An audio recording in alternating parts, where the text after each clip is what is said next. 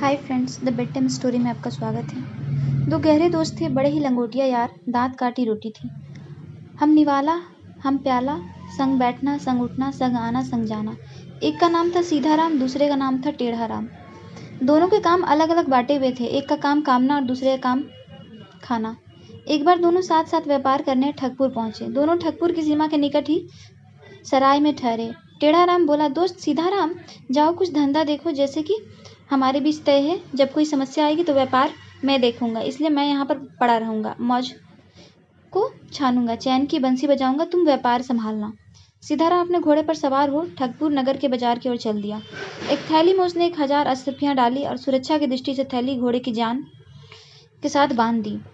अभी वह नगर में घूम ही रहा था कि एक व्यक्ति ने करीब आकर पूछा, क्यों भाई, घोड़ा बिकाऊ है क्या? सीधाराम बोला, बिकाऊ तो है, पर कीमत बहुत ज्यादा है, तुम चुका नहीं पाओगे। काम धंधा क्या करते हो? वह बोला, मेरा नाम कलन कसाई है, बकरियां काटता हूँ, गोश्त बेचता हूँ, पर आपको इससे क्या? घोड़े की कीमत बताइए, मेरे वश होगा तो ले लूंगा, नहीं तो आपका घोड़ा आपके मुबारक। सीधाराम बोला, मेरे घोड़े की कीमत 500 अशर्फियां है। कलन बोला, यूं तो अच्छे से अच्छा घोड़ा भी 100 अशर्फियों में मिल जाता है, पर आपके घोड़े के बीच 5 अशर्फियां गिन दी। सीधाराम घोड़े से उतर गया, लेकिन जब जीन से अशर्फियां की थैली खोलने लगा तो कलन बोला, यह जीन में क्या खोल रहे हो भाई? अपनी अशर्फियां की थैली निकाल रहा हूँ। बस बस, चमड़े के हाथ दमड़ी की बात जरा परे ही रखना मियाँ, घोड़ा बिक चुका है, और बिकते समय यह शर्त नहीं हुआ था कि घोड़े पर सामान उतार लिया जाएगा। और कलन घोड़े पर सवार होकर चलता बना। सीधाराम चिल्लाया, लानत है इस शहर को, व्यापार में जबरदस्ती और धोखेबाजी। कलन चिल्लाया, मियाँ, यह ठगपुर है, ठगपुर में कदम कदम पर ठग बैठे हैं। सीधाराम अपना मुंह सा सराय लौटा तो टेढ़ाराम से पूछा, क्या बात भाई सीधाराम, यह मातमी सूरत कैसे बना रखी है? तुम तो व्यापार करने गए थे, कुछ सुनाओ भाई, कैसा है यह शहर, कैसे यहाँ के लोग? सीधाराम ने सारी कहानी उसे बताई और कहा, भाई टेढ़ाराम, गांव की जमा पूंजी गवा बैठा हूँ, अब भला क्या व्यापार करूंगा इस ठगपुर में। चल भाई, किसी और शहर में चले, यहाँ के लोग को ईश्वर बचाए। बेहतर इसी में है कि हमें यहाँ शहर छोड़कर तुरंत आगे बढ़ना चाहिए। सियारों के भौंकने से गांव नहीं छोड़ा जाता, टेढ़ाराम बोला। खैर, तुमने बहुत दिनों तक मुझे कमा कमा कर खिलाया है, अब मुझे 25 अशर्फियां दे दो, मैं व्यापार करूंगा और तुम बैठकर खाना। जब तुम्हें व्यापार करना ही है तो ये 500 अशर्फियां ले जाओ, 25 अशर्फियां क्या व्यापार होगा?